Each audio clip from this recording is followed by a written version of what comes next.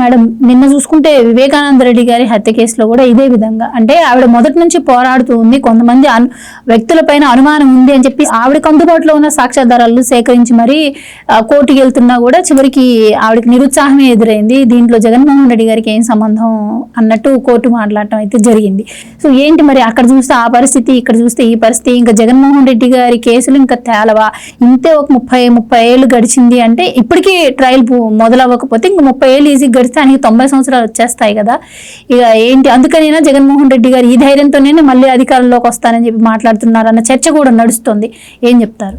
మీరు అన్నట్టుగా నిన్న వివేకానంద రెడ్డి హత్య కేసులో ఏదైతే తీర్పు వచ్చిందో అది నిజంగా ఆలోచించాల్సిన అంశం అండి. జగన్మోహన్ రెడ్డికి ఏంటి సంబంధం ఇందులో అని అడిగితే అసలు ముందు వెళ్ళింది న్యూస్ ఆయనకి, ఆయన పేపర్ కదండి ఇచ్చింది, గుండెపోటు అని చెప్పింది వాళ్ళ పేపరే కదా, వాళ్ళ ప్రసార మాధ్యమాలే కదా. మరి ఆయనకి సంబంధం లేకపోవటం ఏంటి? ఆయనకి సంబంధం లేకపోతే భారతీరెడ్డికి సంబంధం ఉండాలి కదా కనీసం. ఇద్దరిలో ఎవరో ఒకరికి సంబంధం ఉండాలి. ఇప్పుడు వార్త ఇచ్చింది వాళ్ళు, ఫస్ట్ రిలీజ్ చేసింది వాళ్ళు, మరి వాళ్ళకి సంబంధం లేదని సిబిఐ చెప్తే మన సిబిఐని అనుమానించాలా అక్కర్లేదండి? మీరు అన్నట్టుగా మొదటి నుంచి వీళ్ళు ప్రతి విచారణకి మీరు ఏదైనా తీసుకోండి, ఇటీవల పరకామణి కావచ్చు లేకపోతే ఇంకొకటి కావచ్చు, వాళ్ళు ఏమడుగుతున్నారు, మాకు సిబిఐ విచారణే కావాలని అడిగారు కదా, ఈవెన్ కల్తీనయ్యి కావచ్చు. అంటే ఏంటి సిబిఐతో వైసీపీకి ఉండే అనుబంధం ఏంటి అని ప్రజలు ఇవాళ ఆలోచిస్తున్నారు, అడుగుతున్నారు. ఇది చాలా ముఖ్యమండి, ఎందుకంటే ఇది చిన్న విషయం కాదు. ఇందాక మన అంకమరావు గారు చెప్పినట్టుగా ఏదైనా సరే ఇప్పుడు మనలాంటి వాళ్ళకి ఒక కష్టం వస్తే, లేదు మనం తప్పు చేయకపోయినా మన మీద ఒక కేసు పెడితే మనం సంవత్సరాల తరబడి దాన్ని ఎదుర్కోవాలి, మనం కోర్టుల చుట్టూ తిరగాలి, లేదు జైలుకి వెళ్లాల్సిన పరిస్థితి వస్తుంది. కానీ ఒక్క జగన్మోహన్ రెడ్డికి మాత్రం అన్నీ కూడా అలా అమర్చినట్టు పెడుతున్నారు అందరూ.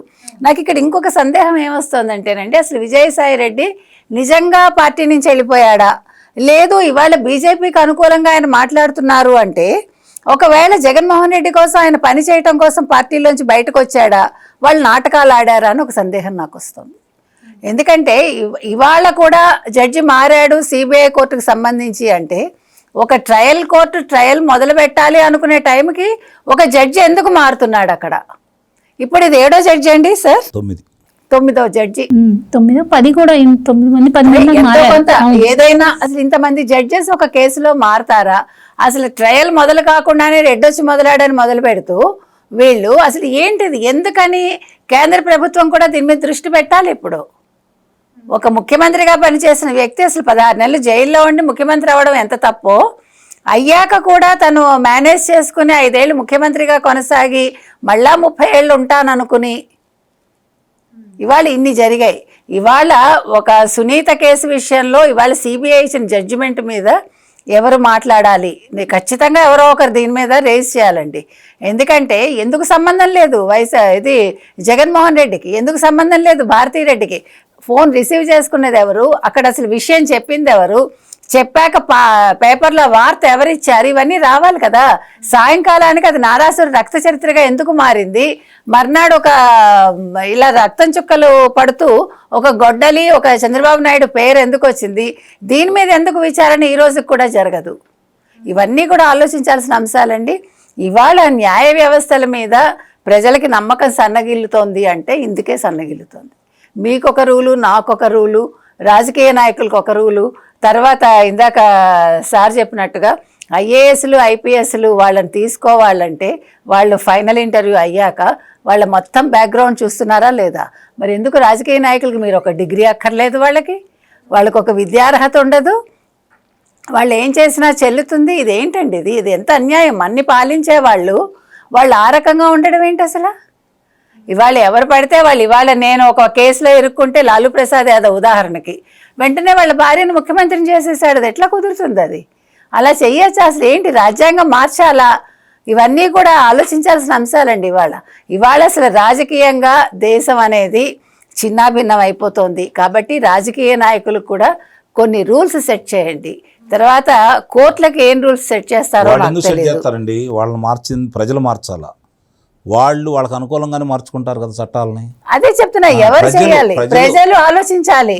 ప్రజలు ఇవాళ 2000 ఇచ్చారా? ఇప్పుడు మనమే విన్నాము, ఇప్పుడు ఇక్కడ పంచాయతీ ఎన్నికల్లో ఓటుకి 40,000 ఇచ్చారంటే ఇప్పుడు నేను అమెరికా వెళ్తున్నాను, సంపాదించుకుంటున్నాను, ఇక్కడ వచ్చి ఖర్చు పెడతాను అంటే మీరు ఏం సెట్ చేస్తున్నారు? మీరు ఎందుకు విదేశాలకు వెళ్తున్నారు? అంటే డబ్బు సంపాదనే ధ్యేయంగా వెళ్తున్నారా, విలువల కోసం వెళ్తున్నారా? అది కూడా ఆలోచించాలి. నాకు డబ్బు ఉంది కాబట్టి నేను ఇది ఏదో ప్రెస్టీజ్ ఇష్యూగా నేను భావించి ఇక్కడ నా వ్యక్తి గెలవాలి అనుకుని మీరు కోట్లు ఖర్చు పెడుతున్నారంటే మంచినీళ్ళలాగా, ఇది కూడా ఎంతవరకు సబబు? దీన్ని ఎక్కడ ఆపుతాం మనం? ప్రజలు ఎందుకు ఆలోచించట్లేదు?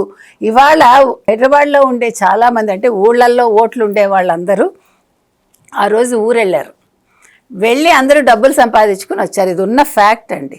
నేను ఎందుకు చెప్తున్నానంటే వ్యవస్థని ఎక్కడ మీరు మారుస్తారు, ఇది ఆలోచించాలి. ప్రజలు ఎక్కడ మారాలి? ప్రజలు ఎందుకు ఆలోచించట్లేదు?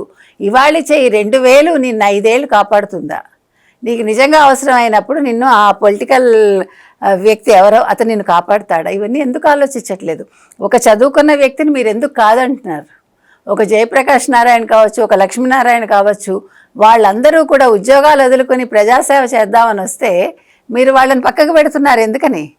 అంటే మీకు ఇలాంటి వాళ్ళే కావాలా ప్రజలకు కూడా? ఇవన్నీ కూడా అంటే చిక్కుముడి వీడని ప్రశ్నల్లాగా ఉండిపోతున్నాయి. అది నేను చెప్తున్నా. ఏది ఏమైనా ఇవాళ జగన్మోహన్ రెడ్డి విషయంలో లేదంటే సునీత విషయంలో ఇవన్నీ ఆలోచించాలండి. సునీతకి అంటే వాళ్ళ నాన్నగారికి సంబంధించిన కేసు విషయంలో జగన్మోహన్ రెడ్డిని ఖచ్చితంగా విచారించాలి. దానికి మరి ఏ కోర్టులు చెప్తాయి, ఏంటి చెప్తాయో మనకు తెలియదు. సునీత గారు ఎట్లా ముందుకెళ్తారనేది నాకైతే అంటే టెక్నికల్గా నాకు తెలియదు, న్యాయ వ్యవస్థకు సంబంధించి. మొత్తానికి ఇవి మాత్రం ఇంకా ఇది ప్రశ్నలుగానే ఉండిపోతుంది. Please subscribe to Leo news for more videos.